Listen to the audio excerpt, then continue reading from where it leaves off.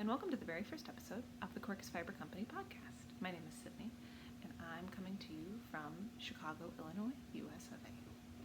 I'm very glad to be here with you today. I really enjoy knitting podcasts. I really enjoy seeing what other people are making and hearing their chit-chat, and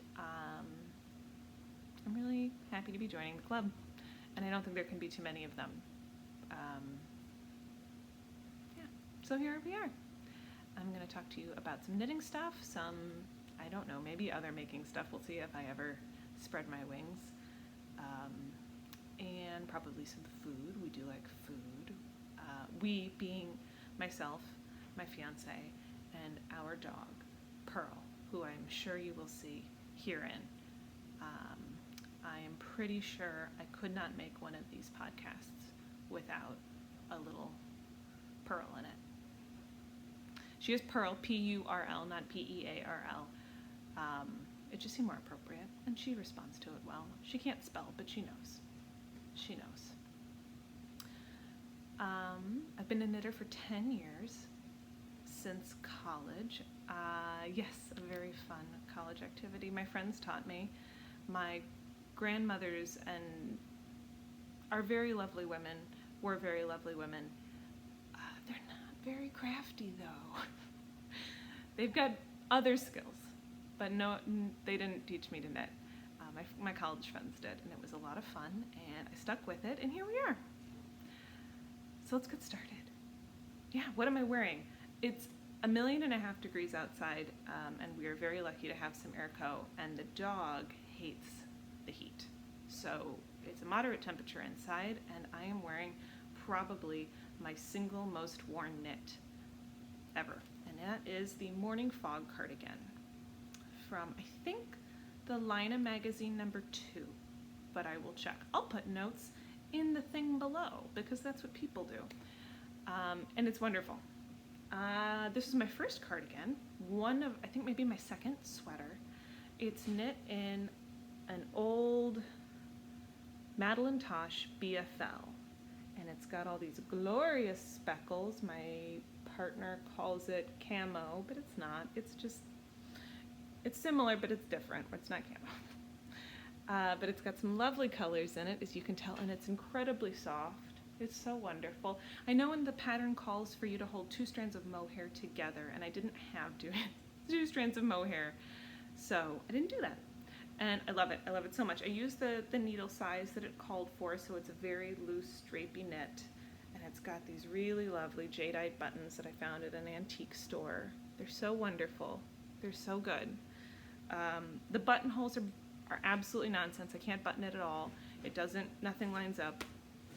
So I'm not really sure what I did there, except just mess up.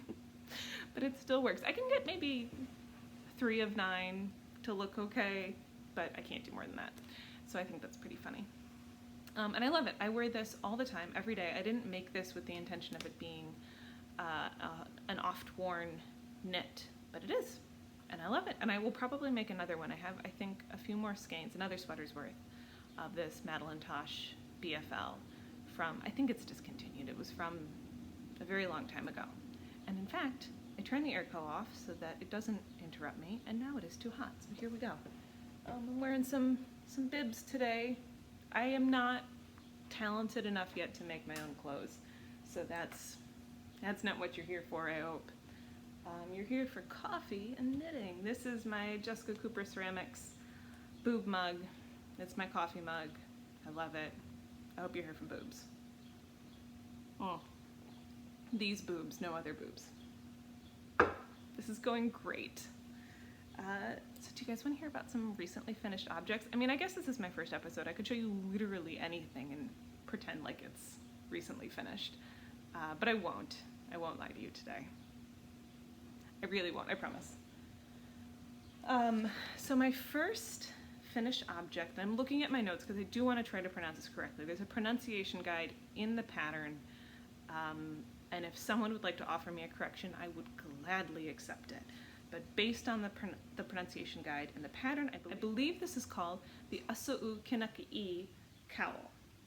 And that word means healer in the Blackfeet language. This is patterned by Candice English of Farmer's Daughter Fibers.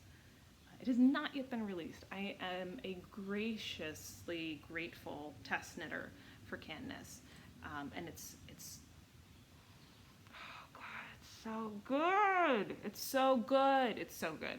Comes out at the end of July of this year, 2020. My lord. And all the proceeds will go to Sisters United. Look at me, not having any words. All the proceeds go to Sisters United. It's knit in about half a skein, at least it was for me, of Soka'pii, the fingering weight non-super wash that Candice has, as well as a skein, about half a skein again, of dyed in the wool from Spincycle. And I used a one-of-a-kind color that I got at Stitches Midwest from Candice, like in 2017. I've been hoarding it ever since. And it's this beautiful, cool gray-brown color. And the dyed in the wool is called Shades of Earth. And I love it so much. It's so squishy. And it has a really, really interesting construction. You actually knit it inside out. So the side which you are actively creating will become the inside, because then you're purling fewer rows. And you can make it either way, but I did find this a little bit easier.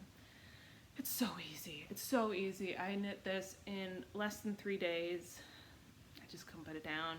And it's got this wonderful slip stitch situation. So this is the inside. And there's also an option to use a strand of Oh Dang, which I believe is her mohair, her Candice's mohair, to knit a liner, which is so cool. And I'm a little mohair sensitive, so I'm not going to do that, but I just think that's the coolest idea. Yeah, so Assookinakii. I keep sniffing it because I'm a bit of a farmer's daughter fangirl, aren't we all? But I also used her wool wash, which is so good. It's so good in the pepper pine smell. Oh my god. So yeah, I'm just getting high on wool wash fumes, normal stuff for this place. Again, end of the month, so easy. So I have slightly coerced a friend of mine to knit this with me, and I believe it will be her first finished project if she finishes it. That's how easy it is. It is so wonderful. It is so quick. It's TV knitting 100%. Yes. So keep an eye out for that one. My second finished object is my Julgran sweater. Now, look at that tree. What a great tree. We love trees. That's why this is Quercus Fiber Co. Because we like trees and yarn. That's what we do here. Trees and yarn. And dogs, but trees and yarn. Look at that tree. This is actually my second tree sweater. It's not my second of this, but I have another sweater with trees on it that I'm sure you'll see at some point. Tree sweaters are so good. Long live tree sweaters. I love this sweater. I used Daughter of a Shepherd in some very, very special over-dyed from Old Maiden Ant. It was a very special partnership that they did. The color is called, I'm looking at my notes, Here's the Weather. And it's so good. God almighty, look at that. Look at those speckles. Look at it. God, it's lovely. It's blowing out just a smidge, but it's not soft. I don't know I'm doing that. It's not very soft at all. It's very sheepy, but it's so good. Guys, I don't think not soft is quite the damning adjective that it sometimes is treated as. Soft is good, but not soft is good too, in my humble opinion. So take that with as many grains of salt as you want. Oh Lord. Pearl, my dog again, got a hold of this when she didn't want to go to bed a couple nights ago and tossed it around, and it's just covered in dog hair. Does anybody want a dog? Big mean dog. This is entirely knit in this lovely sort of reverse stockinette situation, which, don't mind me, this is just a pile of opinions, but I don't love reverse stockinette. I'm not convinced. I'm not super convinced. I'm convinced for this sweater. I'm convinced in this instance. And actually, the sleeves were supposed to be done in regular stockinette, so knit side out, and I didn't because I thought it kind of matched up nicely. It's way too hot for me to put it on. I'm not going to put it on. Don't even. But it's lovely. The construction for this, it's knit in a very interesting way. So you start with the top back and you knit, and then you pick up stitches and start knitting down. It's so cool. It's very, very cool. Absolutely 10 of 10 would recommend. I knit, I think, the 3rd size with maybe 2 inches of negative ease. A lot of the things that I knit in response to the yarn that I have and would like to use. So as you will see in at least one more project, I knit sometimes, this is supposed to be knit with not much in the way of ease at all. But I do have a tendency to knit down where I can to stick to whatever kind of yarn I have access to at that moment. So this is wonderful. I eked out bracelet length sleeves from this. It called for sort of elbow length, but considering how prickly the wool is, I thought it might be a little bit better to have them go all the way to my sleeve instead of just sitting right in there. Oh man, I'm not going to put it on because it's 1,000 million degrees, but it's so good. Knit your Christmas sweaters in July. That's it. That's my TED Talk. Thank you. Julgran by Andi Satterlund. Satterlund. Maybe this is just the dry run. We'll see. We'll see if I'm willing to do this again. My next faux. This is a very special one for a wide variety of reasons, not least of which is because it's going to be my wedding shawl. I'm getting married in November of this year, 2020. Hell or high water. It's a long story, and I'm not going to get into it here, but we're going to get married, even if we have to postpone some sort of party. So that was at least good because it gave me a deadline for this. There are so many different traditions when it comes to wedding shawls, and I just knew I wanted one. FOMO. I had wedding shawl FOMO, and yeah, but I wanted it to be reflective of me and my fiance because I did. And so I knit the Celestarium. It's a full circle shawl actually, and I'm only showing you half of it because it's stinking huge, thank the Lord, but it is an accurate map of the Northern Hemisphere night sky. It is amazing. I'm not really here to toot my own horn so much as to share stuff with you, but like, I'm so pleased. I'm so stinking pleased. This shawl, start to finish, almost start to finish, was an absolute joy. I say almost start because it starts in the middle and you work your way out. It's a big spiral. And I swear to ever-loving whatever God is up there, there is nothing that haunts me more in this world than the hours I spend trying to start a circular cast-on thing with little double-pointed needles and your slipper yarn and you're trying to crochet and add a bead. This sucked. This right here. But it was worth it. I did it. It's done. I'm never doing it again. It's over. This shawl was a delight. It was also my first beaded shawl. And there's a yarn over. There you go. There's a yarn over and a bead representing every star. And you also have the option of doing different size beads or different color beads representing different sizes of stars. And I think that's really cool. I didn't do that just because I really like this yarn and these beads, but it's really cool, I think, that it comes with those options. I used Viola Persephone, which is a very local to her, Emily Foden yarn up in Mooresburg, Canada. And I bought this yarn actually at her open studio day in 2019, so 1 year ago, this July. Rory, my partner, and I took a wonderful vacation just to go to that. I mean, we turned it into a real vacation, but that was the reason. So Thank you, Rory. And I bought this yarn, and I knew I wanted to make the shawl, but it wasn't until later that I knew I wanted it to be our wedding shawl. We started, oops, there goes my notebook.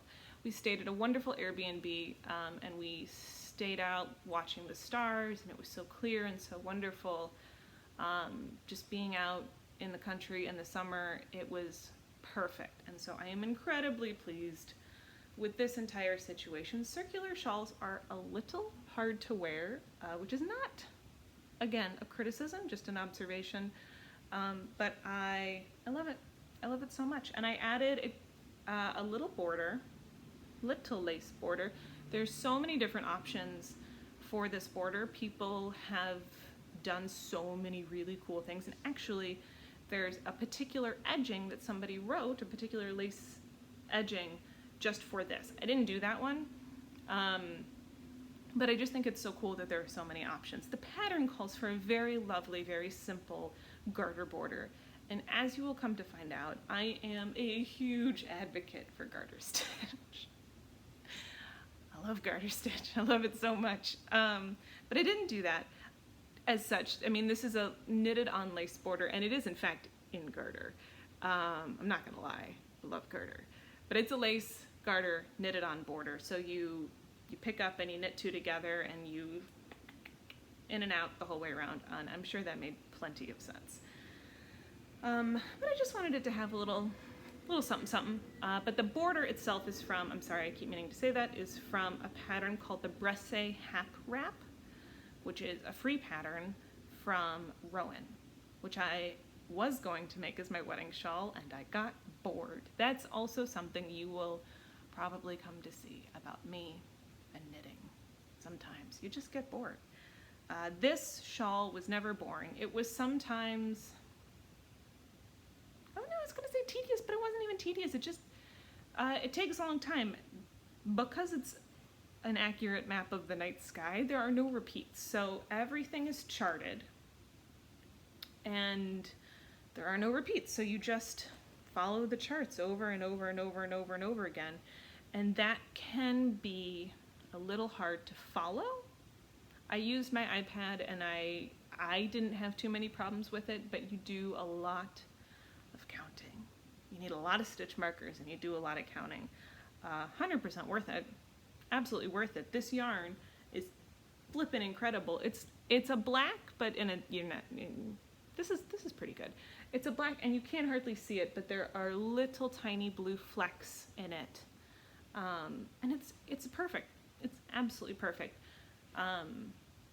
And I'm so pleased. I'm so pleased. And I will not let Pearl get it and cover it in dog hair. It's going to stay somewhere special and high up on a shelf until November. But yeah, my Celestarium. Yay!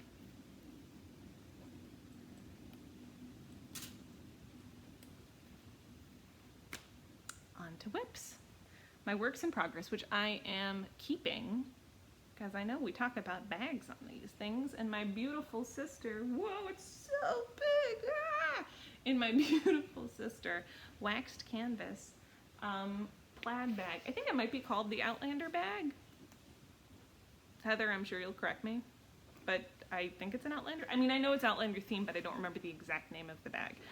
Oh my God, it's so good. It's got beautiful waxed canvas and a lovely pocket situation in there with lots of good leather clippies and beautiful sister, man. They are A-okay. Just kidding, you're really great. My first whip is actually a test knit. And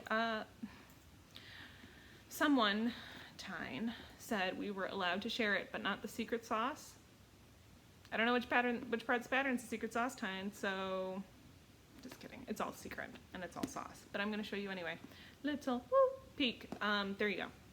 It's called the Petunia Dursley shawl, and if you don't know, Tyne, aka Tyne Swedish, aka TheCleverestStitch on all the social medias, is making a series of Harry Potter character themed shawls, and they are delightful. They are all so good. They are so good. They're so much fun. They have really interesting constructions and really interesting just interpretations and ways of sitting on the body, and oh, they're all so good. So this is, I think, my third. I knit the Always shawl, and I knit the Professor Trelawney shawl. Oh my god, it's so good. They're so good. Go knit yourself a Tyne Swedish shawl. Come on. And I'm knitting this one in 3 shades of Woolly Mammoth Fiber Company Natural Sock. The first is this lovely green. Ooh, that's not it. There you go. That's kind of close. Called Patrick.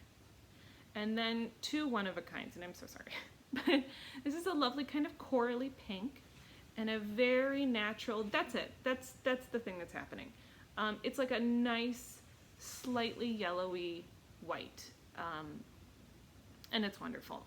They have such a good tooth, and they're so warm, and I just think they're so prim and they're so proper, and they just say Petunia Dursley to me, who, you know, is a trash bag character, but her shawl's nice.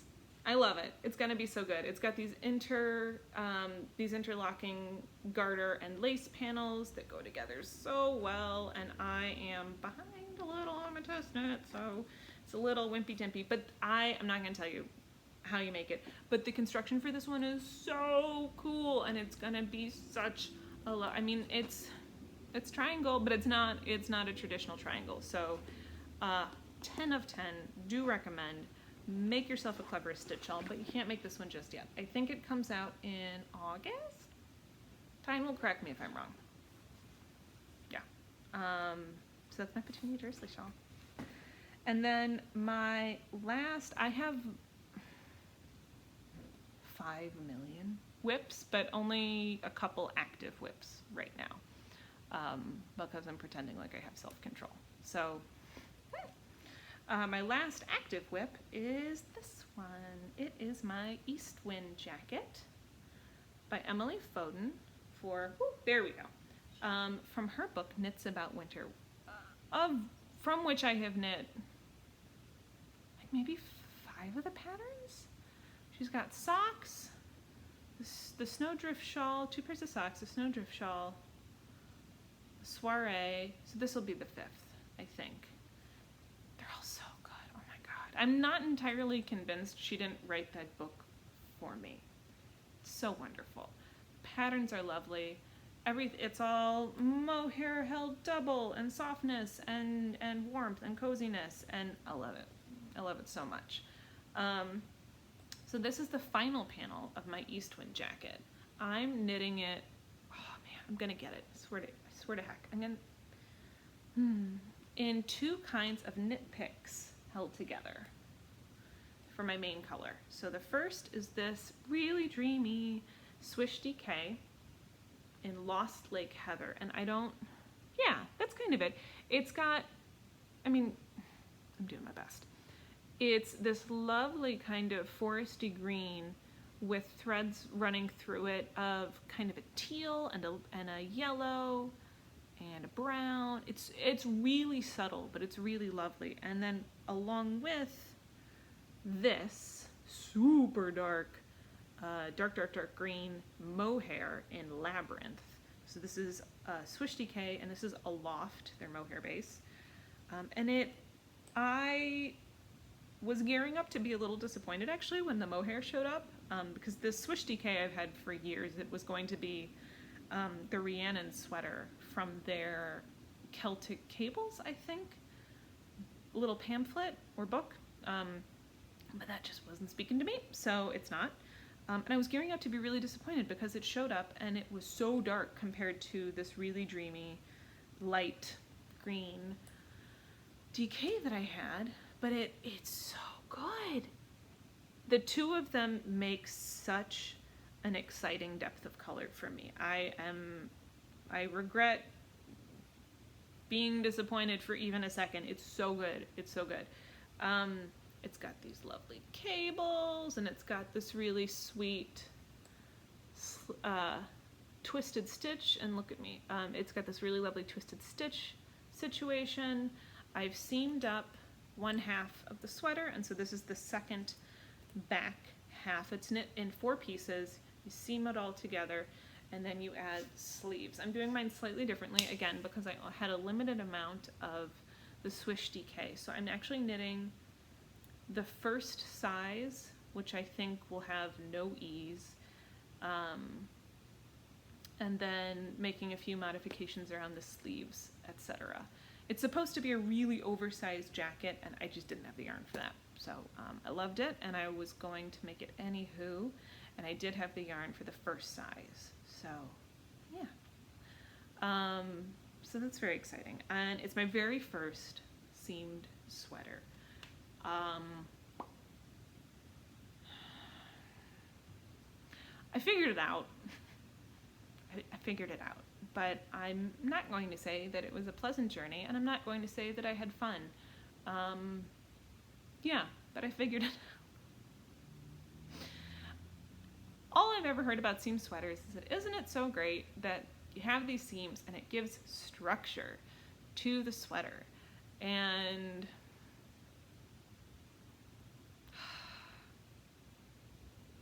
I didn't enjoy it, but I am going to love this sweater, or else. No, I'm going to love this sweater. It's going to be really, really lovely. I'm glad that I know how to do seaming now. It just doesn't bring me any joy, and that's fine. Not everything needs to bring me joy, but I wish it would. And then my contrast color is around here somewhere, or maybe not. My contrast color, which is just for a little bit of bordering at the top and the bottom of the body panels, is this sweet sort of cool brown that's called Olive, and a DK weight from House of Alamode. And it's just gonna make the loveliest little forest elf sweater that you ever did see. I use Chiagu needles. Basically, they are my religion. They are wonderful. I love them. They get the job done. That's what we use here in this house. I'm so excited to have this done. So excited. Yeah, I knit a lot of sweaters, and I knit a lot of sweaters in the summer. I knit a lot of sheepy wools in the summer because I love them, and also I have not yet found a plant-based fiber that brings me joy. I haven't finished anything, but I have tried knitting with silk. I have tried knitting with cotton.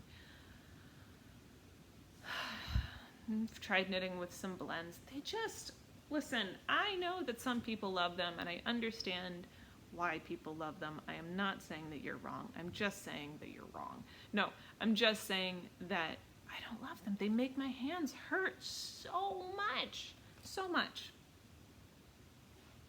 So much. And life's too short to not have opinions. And yeah, I do want to try making some summery garments, and I want to find a plant-based fiber because those are the lightweight summer things that work. So linen or silk or cotton or what have you, I would like to find something along those lines that does bring me joy. And once I find that, that will be wonderful. But until then, we're going to be making mohair summers in July. Mohair sweaters in July. Mohair summer. Hashtag mohair summer. I mean, it's always hot girl summer here, but it's also mohair summer. Oh, 2020. You sure are a whole year, aren't you? Yeah. I have the bag of whips from BeautifulSyster, and I also have this really sweet little basket. This is from my soon-to-be sister-in-law, Delaney. She put some wonderful Christmas gifts in here for me 2 years ago? I don't even heck know.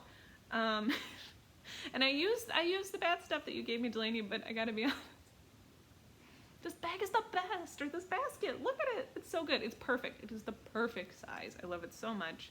Yeah, so that's what I'm making right now. I was thinking about doing a little like final segment called like in the future or like in the queue, but I don't think I'm going to, at least not today. Yeah, I just have so many ideas. I have so many stinking ideas. I'm trying to think if I have any recent acquisitions. I've been not on a yarn diet. I don't like that term. I don't like that at all. But have I bought anything lately? Pardon me, just left for a second to take a look at my stash and see if I could find anything that I received recently, or recently enough. And yes, I have. And I didn't forget about it because it's forgettable. I forgot about it because I haven't had enough coffee yet. And it is this amazing Cheviot, or Cheviot, or Cheviot, or Cheviot from Woolly Mammoth Fiber Company in this just so delicate yellow. It is showing up pretty well here. It looks neutral. It looks like it could almost be undyed, but it's not. It is gorse, dyed with gorse. And oh god, again, I wouldn't say super soft, but it's got such a lovely tooth and such a lovely smell, and it's gonna make a wonderful sweater. I'm thinking of making the Woodford's cardigan, but we'll see. We'll see. I don't know yet. I've knit up a little swatch using US 3 needles, and I don't call what that is in millimeters. I'm sorry. And it's so warm. It's going to be so cozy. It's going to be the absolute loveliest. But yeah, I've got a couple skeins of this, and I'm so excited to see what it becomes.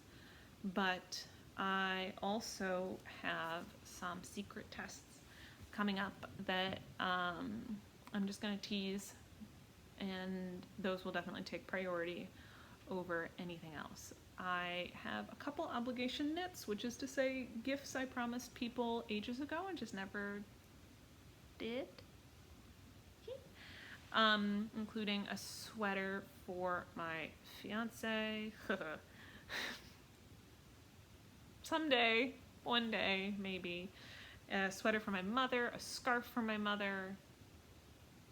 And I think that might be it. I think my mother is just particularly needy. Hi, Mom. Just kidding. I will get to those things eventually. The sweater is partially knit. I'm not going to show it here because it's a gift. But the sweater is partially knit.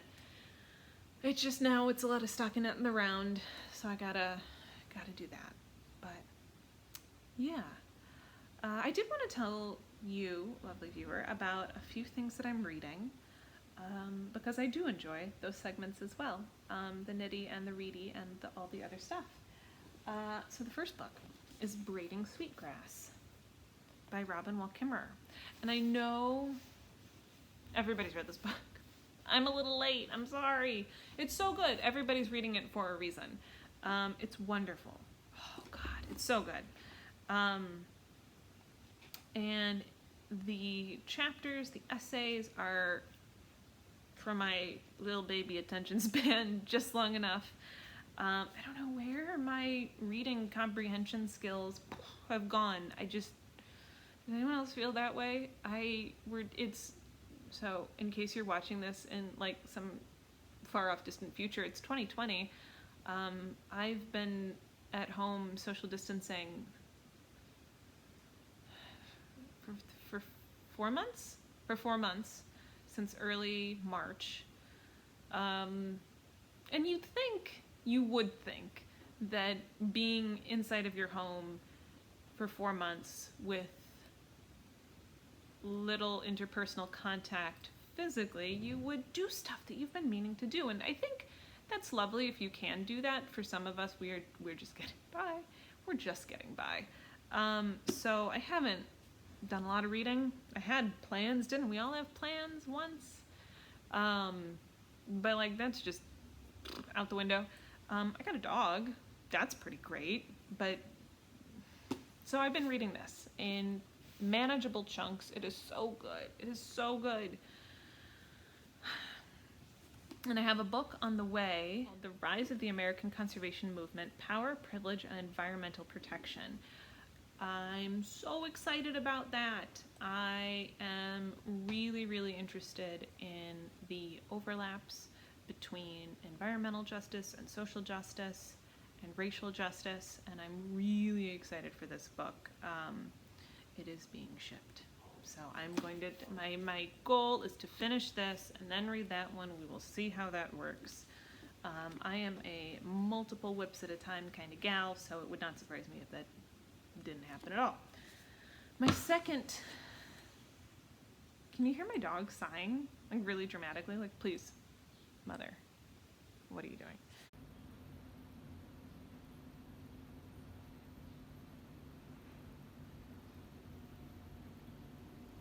My second book in progress is this, Modern Natural Dyer, by Kristen Viejar, and it's so good. It's so interesting.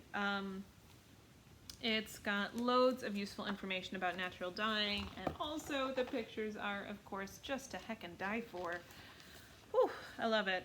I have experimented only very briefly with natural dyeing. I took a natural dye, I actually took 2 natural dye classes, come to think of it, at the Chicago Weaving School. I took one specifically on indigo and one on a couple other natural dyes, cochineal, madder, something else. And it was a lot of fun. And I have only extremely recently, which means 2 days ago, started natural dyeing on my own. And everything is soaking wet in the tub, so I'm not going to show you. But it's a lovely color and I'm very excited, and it was very cathartic to do. That was a lot of fun, and I would like to do more of it, but I need tools and I need space, and yeah, and we'll see what happens there. But the book's really lovely to read, and it's really, really inspiring, cathartic to go outside and feel compelled to bring colors inside. And I've really enjoyed taking the dog on walks and seeing what kind of lovely colors we see, and then running home to see what they dye up as when you put them in a pot, because they're so different. It's so cool. And that's why I really love folks like Woolly Mammoth. That's why I really love folks like Wooden Nest, Lindsay's podcast, because I love seeing what you can do with natural dyes. So yeah, hopefully next time, if there's a next time, I will show you the yarn that I naturally dyed. I assume it will be dry by then. Life's a Rich Tapestry, we'll know more later. But yeah, that's what I'm enjoying doing right now. So that's what I'm reading. I would do a what I'm watching bit, but I gotta be honest, we haven't been watching much TV. I've been knitting, Rory's been reading. We did a rewatch of the first 4 seasons of Game of Thrones because we like to pretend that that's where the show stopped. So we finished that a while ago. We watched a TV show called Carnival on HBO. Rory had seen it, I had not. And it was interesting, but not enough to write home about. TV reviews with Sydney. No show spared, man. So yeah, I think that's what I got. This is Quercus Fiber Co. This is what we're doing here. If you are interested, feel free to subscribe. I guess if I have a goal, if I'm allowed to have goals, my goal would be to publish a video once a month. We'll see, honestly. We'll see. Oh, I wanted to talk about other podcasts that I like. See, we are not over yet. I want to talk about other podcasts that I like because I like so many of them, and maybe I'll just do like one an episode, because otherwise this will just be hours and hours and hours of me rambling about other podcasts that I like. But I will start with Maria of Woollen Forest, whose podcast I was watching as I decided to do this. She has such a lovely podcast. It's so wonderful to sit down with my knits and to knit while she talks to me about what she's been doing and what she's been making. She's Woollen Forest on Instagram and YouTube, and she's Forest Charm on Etsy. And I have not been so lucky as to get a hand on her charms. She makes these really lovely knitting charms out of gemstones, and they're so sweet. They're so lovely, and I'm going to make a point of treating myself soon. So yeah, that's my podcast recommendation for today. Although I imagine you've probably seen her stuff. But yes, she's lovely. She's so nice. And she has such wonderful taste in colors. let alone patterns. And I love seeing the way that she combines colors. She did, not a Birkin, branches and buds and branches pullover. Je ne sais pas. But she did a lovely sweater with a lovely twig motif in like a lovely sort of burnt golden yellow and a greeny blue teal situation. Oh God, it was so good. It's so good. So yes, 10 of 10. Do recommend Maria. That's where we are. Yeah, probably be back at you with another recommendation later. Knitting podcasts are so great. If there's something in particular you'd like to hear me chit-chat about, I'm more than happy to take suggestions, but I think whips and foes, yarn, books and movies, that's about where we are. Maybe later I'll get some B-roll. I don't even know, but this is the first episode, and so I'm going easy on myself. I'm going to take the dog out, and yeah, probably drink some more coffee, because you can't have too much of that. And, ooh, I'm so sorry. I'm shaking you up there. And that's where we are. Wish me luck editing this. I've never done that before, so life's a rich tapestry. We'll see how it goes. And I'll be chatting with you. Thanks. Bye.